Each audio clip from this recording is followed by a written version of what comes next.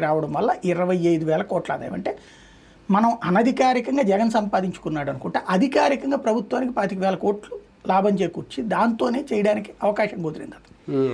ఇప్పుడు వీళ్ళు ఏమంటారంటే జగన్ తినేశాడు, ప్రభుత్వానికి తెచ్చిపెట్టాడు, కానీ మధ్యలో ఉన్న కార్యకర్తలందరూ నలిగిపోయారు, వాళ్ళకేం డబ్బులు రాక, కాబట్టి ఇప్పుడు మీరు ఆ పని చెయ్యొద్దు అనేటటువంటిది ప్రతి తెలుగుదేశం జనసేన కార్యకర్త నాయకుడి యొక్క ఆలోచన. వీళ్ళు ఏమంటున్నారంటే నువ్వు ఆ పాత పద్ధతి తీసుకురాని.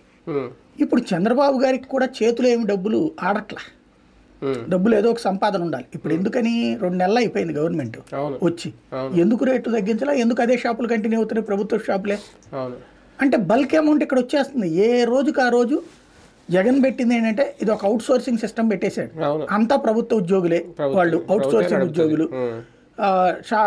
ఇక్కడ సరిగ్గా చెప్పాలంటే ప్లగ్ అండ్ పిండ్ అని చెప్పి చంద్రబాబు గారు సాఫ్ట్వేర్ ఎట్ట పెట్టాడో ఇక్కడ ఎన్ని బాటిల్స్ కావాలో తెచ్చి కంపెనీ వాడు సరుకు దించెళ్తాడు, ఎంత కమ్మాలో అక్కడ రేటు ఉంది అమ్మేస్తారు, ఆ మిగిలిన డబ్బులు తీసుకెళ్ళి ఇక్కడ గవర్నమెంట్కి వెళ్ళిపోతుంది. ఏ రోజుకి ఆ రోజు బ్యాంకులో వేసేస్తారు.